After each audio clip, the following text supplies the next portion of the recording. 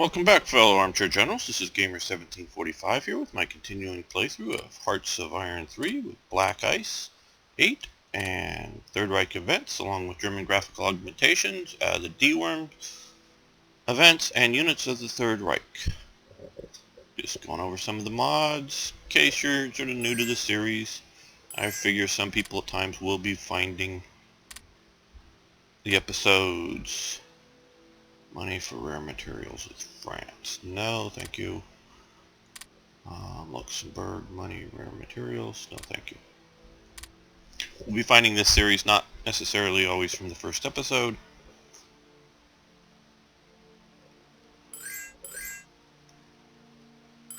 At least I hope people will be continuing to find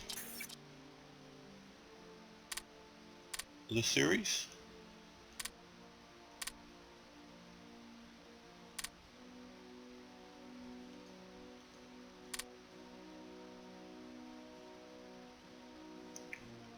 Yeah, we'll trade with Estonia.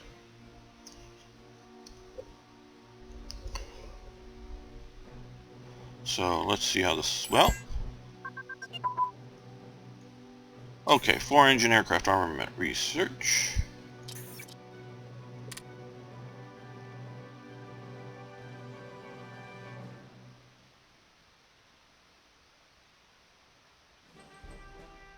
So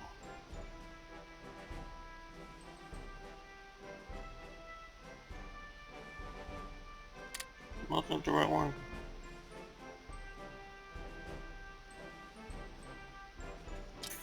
Okay, I just thought they were past 1936 already. Okay.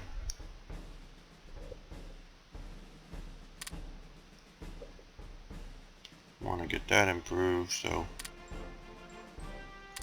I don't know, we'll switch that over to there. Oh, we still have more?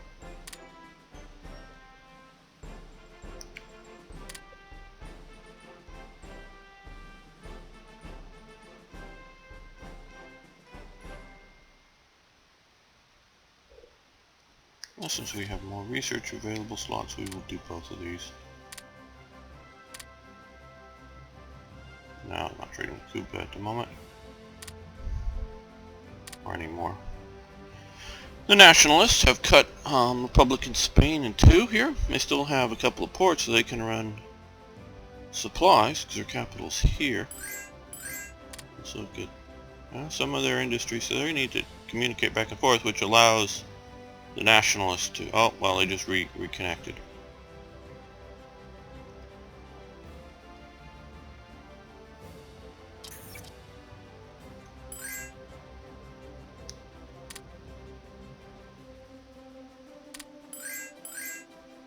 Okay. Medium fuel tank research. Okay, we were waiting for that. Now this allows us to research many more medium models of aircraft.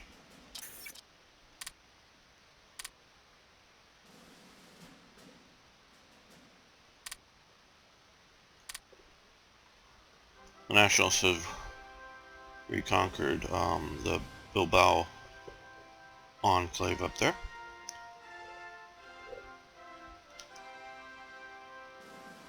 Which will better allow them to focus their efforts. I think the only reason the Republicans are still in the game is because of various events that simulate Soviet aid to the Republicans, which is quite legitimate historically. I think the Soviets would have continued. There was a lot more material aid from the Soviets into Republican Spain than there ever was German aid into the nationalists. I don't know if there was. I don't know the size and scope of the Soviet equivalent of the Condor Legion, meaning Soviet troops and advisors. Now, what was larger than manpower-wise, at least, aid into the Spanish Civil War was the Italians. They had divisional size units, several of them, I have to look up to it, that were fighting in Spain. It was a much more blatant fascist involvement. Okay, as we talked earlier, 3-man turret, incredibly important technology for tanks. The only thing today is, and the Soviets and current Russians, they like a 2-man turret with an auto loader. Sometimes the earlier auto loaders would tend to load the gunner into the barrel, but you know, load a few gunners into the barrel, what's the matter with that? So we've got that technology.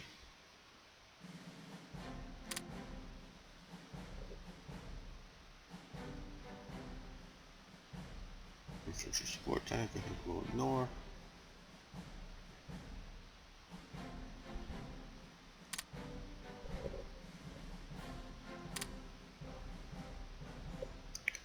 I think we're going to start shifting over here to small arms technologies.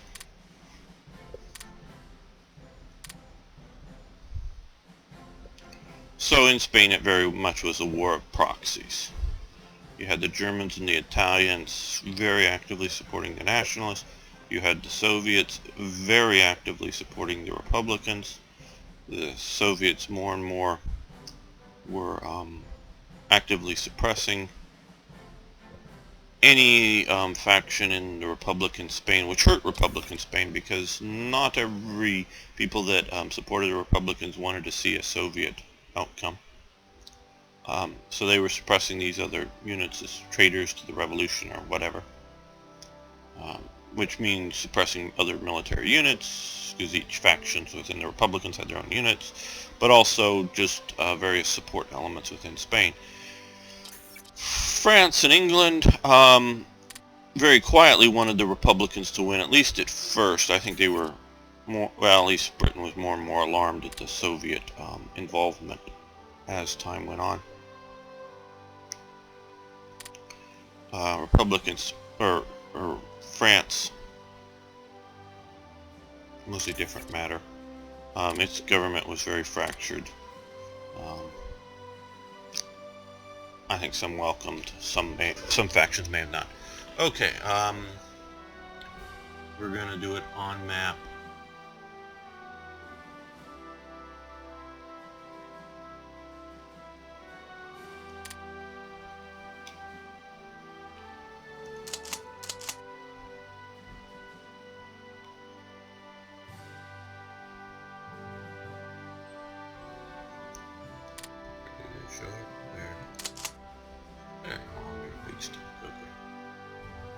Alright, well.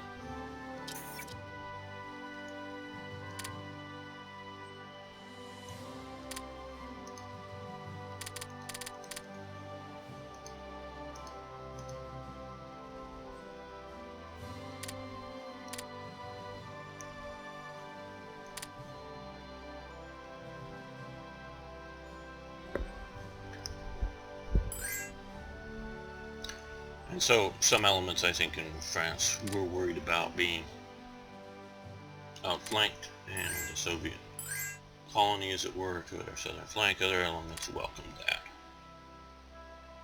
We don't want to buy fuel. Materials? Yeah, we'll do that with the USA. Okay. Yes.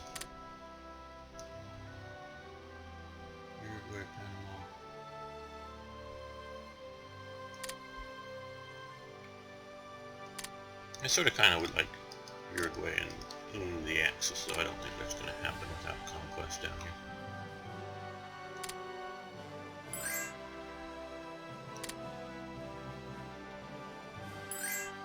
Because of a couple of comments, and those who comment get heard the best. Not sure.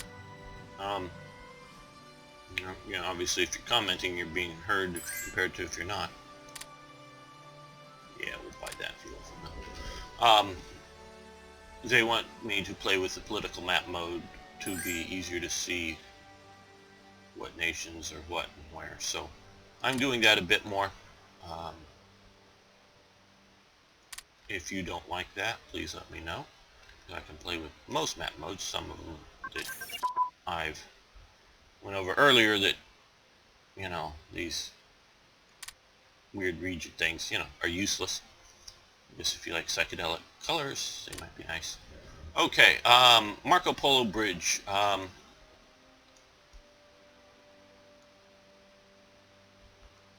That is, and we'll go back to here. I think that's right up and around here.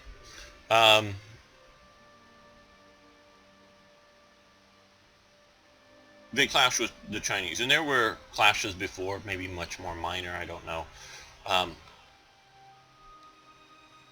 There were other incidences leading up to this.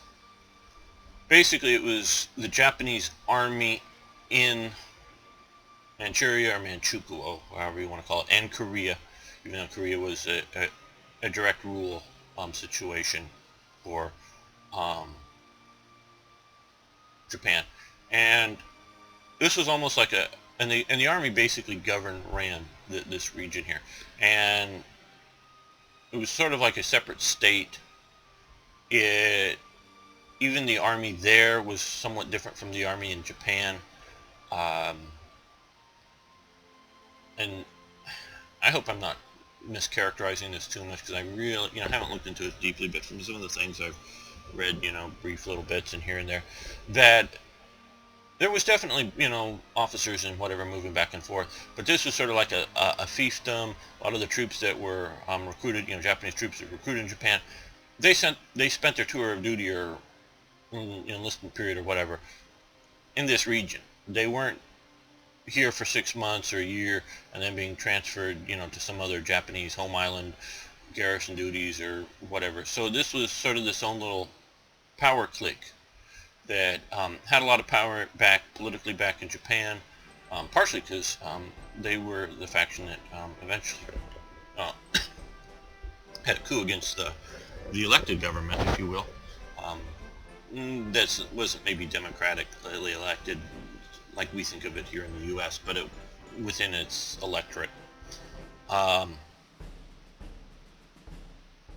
the coup against that, and these also had a lot of power because they were supplying a lot of the raw materials to power Japan.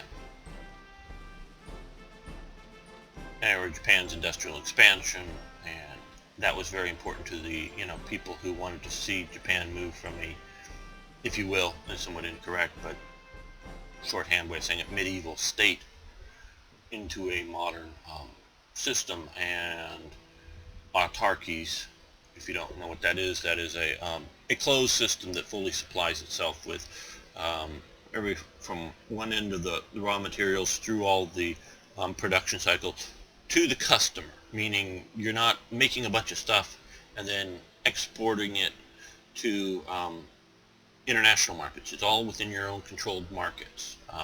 The British Empire was, in essence, based, yes and no, but a lot of it was based on an article, that's how you say, on an autarky, because they wanted to use places like India and Africa, yes, for raw materials of various types, things like cotton or other minerals or whatever, and then sell it back, manufacture it in Britain and sell it back to their markets, like in India. Where that sort of falls apart a bit is Britain was a major seller of produced goods in Europe, as well as the U.S. too, but in Europe particularly. So they weren't quite an autarky in that sense, but they were much more so than a small free market. And so Japan was looking to secure its needed raw materials, including things like oil. And the U.S. would be happy to, because the U.S. traditionally has been a international economic trading philosophy situation. Would be happy to do that with Japan, but became unhappy mainly with the faction that was pushing into the Republic of China, or just China, or whatever national version of it. And so they wanted to use trade embargoes as a weapon, so which reinforced Japan's thoughts that it needed to supply all of its own resources. Sort of a vicious circle there. If you didn't need them and you were willing to do it internationally, the U.S. would trade with you forever, at least, as it appeared then. But if you needed to go secure your own, we wouldn't trade with you, kind of thing. So, and which reinforces the need to secure more and more and put you on the road to conflict. Basically, and we can go into this when I do it, an Asian focus setting. The Roosevelts had some long-term trading elements in China. They had a pro-China viewpoint. They basically made promises to elements in China and several other significant personages in the U.S. Political and industrial, not military, but political industrial complex, that the U.S. was totally, totally unprepared to follow through on. They were totally incapable of, we'll support you in this, China, we'll support you in this. One of their policies was, and which comes out of this, was America's open door policy to China. America, like I just said, wants free trade and free economy.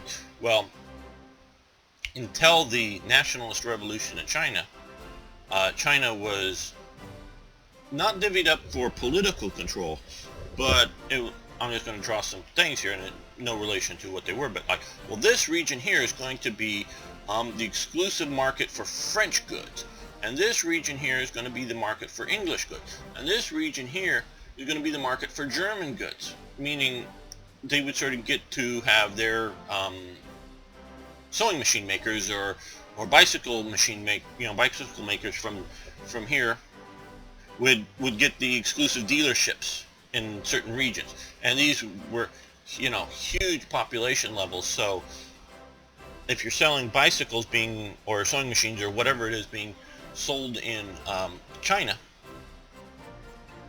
carving out certain sections was a significant amount of market, and not to compete against them in each other within their market regions, as well as those regions would also correspond with things that the Europeans might want to buy, whether it could be finished goods, silks or something, but mostly more along the lines of raw materials or things, and it's pretty cheap for them to ship stuff. So that's what they had been doing, and that's what the U.S. would have considered, I guess, a closed-door policy is each region. Japan was also in on that, too. They wanted certain regions that were going to be, initially, it was markets, not political or military control.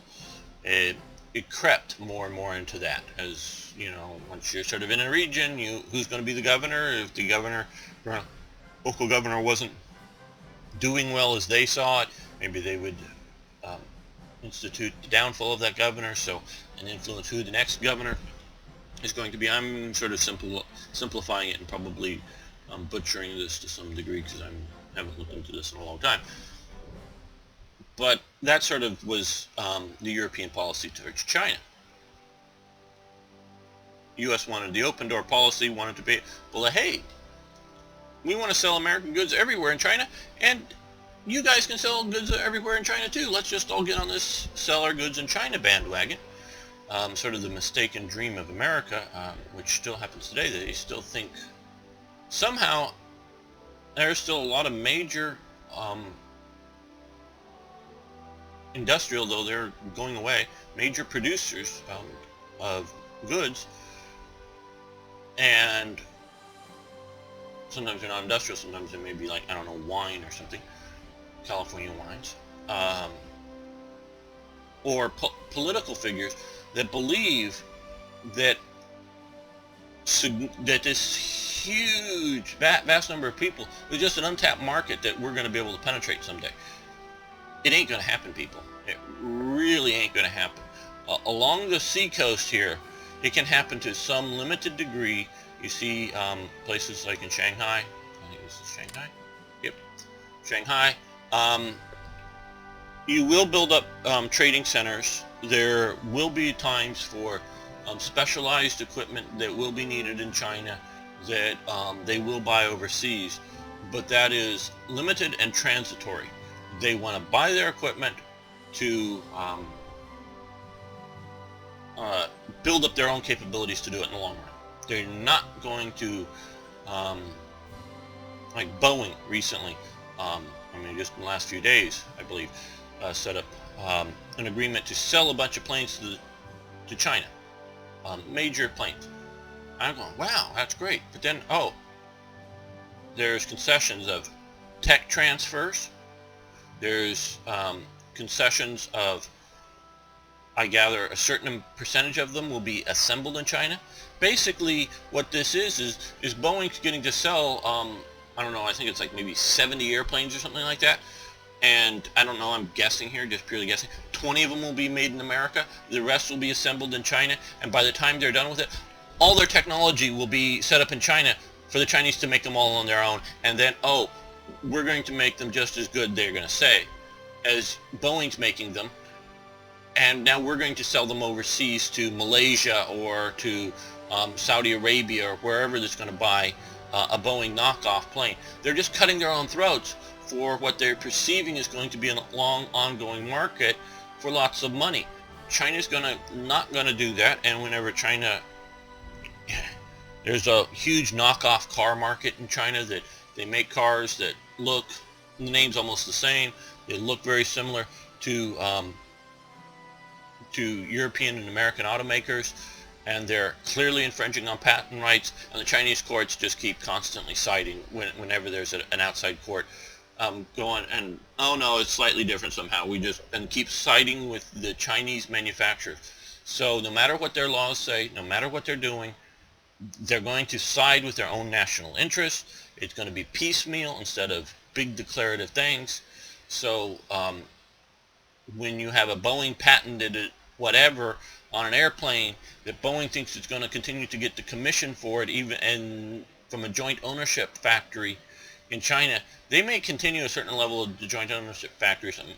But that once that is there, they're going to, oh well, we changed it somehow, and well, we're no longer going to pay you those royalties for that, and it's just going to cut their throats, as opposed to attempting to keep your cybersecurity and your technology safe longer, not let them have it, and just build them and go, hey, you want to buy our aircraft? We'll manufacture them, we'll ship them to you, or fly them to you for aircraft, or self-mobile, and like sewing machines don't travel across the ocean on their own. We'll sell them to you, fine, yeah. Of course, you could always buy, find a company in the Philippines or wherever that would buy a couple of airplanes, and then, a front company, and then transfer one to China and revert, start taking it apart to reverse engineer it. You can't hide everything forever, but you don't have to give them all your manufacturing techniques, all of the intermediate stages for them to develop it, and that's what they're doing. So I'm not ranting and raving for protectionism or Chinese are evil. No, they're just going to pursue their national interests for their own good as they see it, and it may be for the world's good as well, depending on what the national interest is, but they're going to pursue it. And the U.S. or other major international trading countries that want to be that are going to trade and should trade, and they're going to eventually tech transfer it one way or another, but don't look for short-term gain for long-term with long-term losses. So back to China. The U.S. gave a lot of promises, gave a lot of guarantees to China and elements within China, and sort of like the Obama administration, draw the red line here. Oh, you didn't believe us? Well, you should have, but we're not going to do anything about it. They thought that big, powerful America stating something would keep others from crossing the red lines, if you will. Didn't stop the Japanese. the U.S. and the Japanese were brutal in their policies within China, no doubt about that. And as this, after the Marco Polo incident happens, it had no military way to support China. It really didn't even have an arms industry set up at the time to effectively send in enough arms. So they were going with the economic warfare against Japan, which leads us eventually into direct conflict with the Japanese over that. Okay, so that's enough. So the Marco Polo Bridge incident, I would say, was primarily a manufactured, provocative Japanese thing that the Chinese, the Japanese really blew the, it really did happen, but blew the scale of the incident out as a casus belli for operations in Japan. So we're starting the next phase. That's safe to say. This could be an earlier phase, and is this the first or the second? I don't know. But the next phase of Japanese encroachment into China. All right. Okay. Enough of that. Single engine aircraft frame research has advanced. So we have that grayed out now. Since we got that, we can go to, as you guys know, like my naval medium aircraft. And SA Marine. Since we have some, I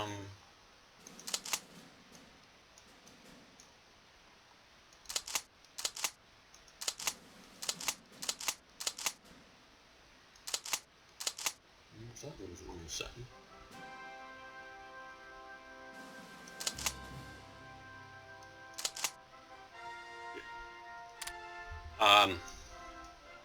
If you see here that this is the SA Marine Brigade 4, and the unit size here is an SA Standard. Well, a brigade is a divisional size unit in the SA. I say that is in that they did not have the term brigade. Brigades were 2 or more Standarten, but generally speaking they were on the manpower scale, but they fluctuated. And so there was a Marine Brigade up there that I've simulated with just one Standarten here of approximately 3,000 people. Now, Standarten I think could be somewhere between, and these fluctuated by how many subunits were in it, 1 to about 4,000 people in a Standarten. So there were a bunch of these units that had large amount of people in them. We have seen pictures of the Marine Standarten with weapons in their hands, pistols, rifles. Not many, because that wasn't what their focus was. So they weren't they were a paramilitary, not a military formation. That's why these units have the militia type strengths, not full proper military strengths. So they were a SA type thing, in what you would picture as SA street thug mass membership type organization.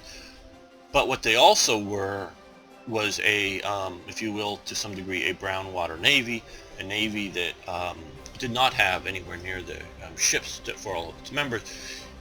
So it did a lot of port functions that, there's a lot of stuff going on in and around a port, and some of it was done on a boat, shall we say, and I mean boat as in small craft. And they definitely had those as well, training vessels, often civilian models that had been taken over and were under SA ownership. Not sure whether they bought them, confiscated them, or otherwise, but they had a bunch of those. And so but they did a lot of seamanship, naval training. You see they wear a sea-style cap. Unfortunately, sometimes they pop up above that bar. But you can see there, and they wore, obviously, blue trousers. They're blue trousers instead of some of the other SA stuff. So they were similar but a little different. And basically this is also set up as a politically reliable, politically correct for the National Socialist viewpoint, sailor training organization that would train up personnel for naval functions. Older men obviously would be, continuing, at port functions and that stuff, but training up lots of people that would eventually go into the Kriegsmarine in the various functions. So this improves a lot of our training, and that's what they did. And as you see, the SA Sea Sports School, Friday short, whatever. Sorry. Alright, okay, return manpower back to the pool from that, so we get 11 manpower back, which is nice.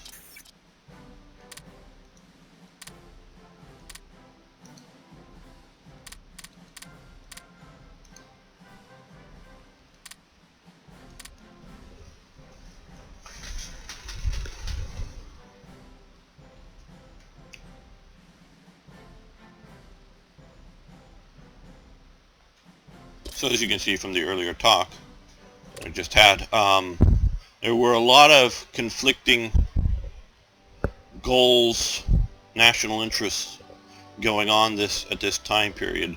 It wasn't just Nazis are bad, Nazis are going to take over the world, eventually the world must stop them. That's an element to it, but there were a lot, and we also looked at with the Spanish situation, there were a lot of these different conflicts rising up that even if Germany, I'm not saying National Socialist Germany, but even if Germany was going to remain non-territorially aggressive, National Socialist Germany was going to be territorially aggressive. That's a foregone conclusion in my mind. But if a Germany, had, a Kaiser Reich or a rearmed Weimar or whatever was going to develop, and I believe that eventually any political faction within Germany, even the communists in charge, would have been eventually rearming Germany. That just because all the threats going in the world. But you were having the communists, the Japanese, Europe's conflict with the Chinese as well, all heading to a point. Okay, Amelia Earhart disappears, famous aviator, solo flight across the Atlantic. She did what a guy could do. She flies out here somewhere, I forget which island, happened to be sort of near a Japanese one, which a lot of speculation that she was doing some information collecting on the Japanese as they were going through there, and there's also speculation that maybe the Japanese, either knowing it was her or not knowing it was her, shot her down. I just think there was either mechanical problems and or pilot error, meaning got lost a little bit, missed an island, because these islands are huge compared to what they really are, just so that we could see them and click on them. And her plane crashed and she died and disappeared. There's some possibility that people think they found aircraft engines or bits and pieces of them, and they think that's hers. I have no idea whether what they found is hers or just simply an aircraft engine from World War II a few years later, because aluminum and whatever doesn't do well in salt water to preserve serial numbers or whatever. Maybe somebody following some of this stuff more recently knows better, but that's sort of my take on it. So this was a everyone gets, basically every country gets this Earhart effect, loss in air organizations, but since most of us are not at war, it doesn't really matter.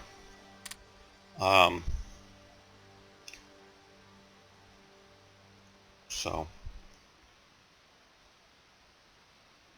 she's missing out there, and because she was sort of one of the famous aviatrix of the period, and a missing case, as we've seen with recently some other Malaysian flights that were now having wreckage from them wash up on Mauritius or Reunion, I forget which, or maybe both now.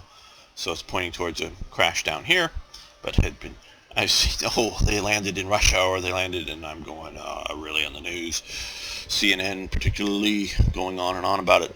A mystery causes a lot more sensationalism than just simply a big ball of fire in the sky as an airplane blows up and people die, because that's, story's over, aircraft blew up in the sky, people died. Mystery, what happened? And they can go on and on and on and on and on about it. Okay, so, yes, we're going to build more air bases in West Germany. Maybe it should be Western Germany, since West Germany was a country. I don't know.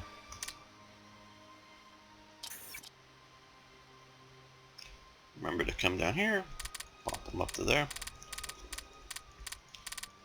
They help us on our quest for improved ICs. 4.38 ICs per IC production.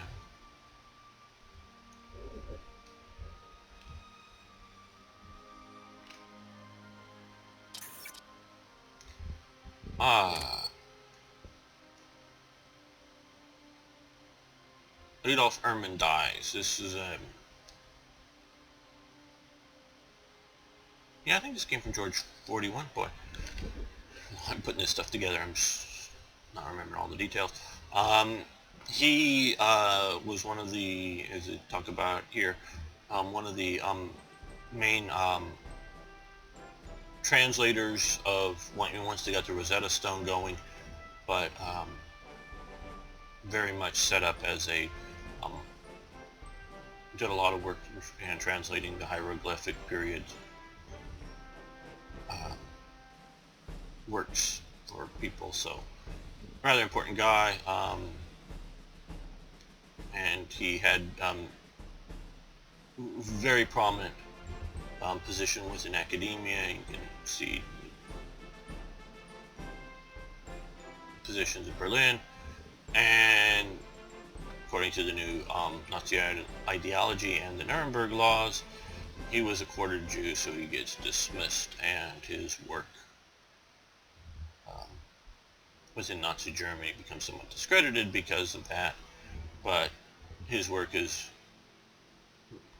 had a great influence well beyond his period. So he dies at this time. Egypt no longer actually exists here. This is a mechanic because Egypt was a puppet state for all practical purposes. Someone could try to argue some elements of it. I mean, they had their own army, of Britain, but it just, the mechanics of the game and supply and all this other stuff can't really function with Egypt as a puppet state. It needs to be part of the British Empire directly within the game mechanics, so it's been removed, but it still actually existed at this time period. Okay, I think this is a good time to quit at July 1937. As you can see, the Republicans are still holding out. Don't know exactly these Republican partisans being shifted around in units, where they're going and why.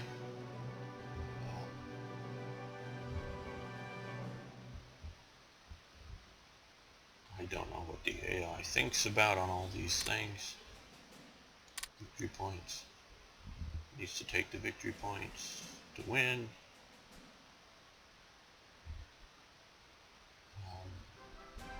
And they haven't yet. And that's because we had the Marco Polo Bridge event. Let's see what's happening in politically. They're at war with, Japan is at war with basically all of China, an ally with Manchukuo and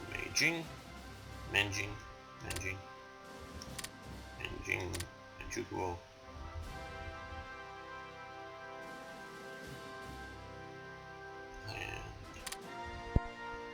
There really isn't much happening yet since that just happened.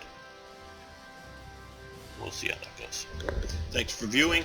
I'm noticing, I think maybe because a lot of the people that are still followed along with the previous series, so they sort of had their question answered. But you have anything, even the same questions over again, because I'm sort of hoping this series will stay around longer, you know, even after we sort of move on. So if you have questions, comments, I'd be happy to answer them again, or you will have follow-ups on them. So a lot of you are very much, in a high percentage of you liking these videos. I very much appreciate that. But if you have any comments, questions, I very much want to engage with you on it, even though if we sort of talked on the subject on the next series, because I'm really hoping that this series will grow, and to some degree I'm trying to think of promoting this outside of the Hearts of Iron field as a historical tutorial series as well, for people who don't play these games at all. So by having stuff in the comments fields, I can address them in upcoming episodes verbally, or as well as in text below it in the comments. So please comment on just about anything, though I do appreciate if you told me to adjust the sound levels, and I keep tweaking them a bit, and so if they get out of line for you, just let me know. We'll try to improve it, though I am a couple 3 days ahead posting, so when you say something like that, it'll take a while for it to come into effect. Thanks a lot, and see you next time.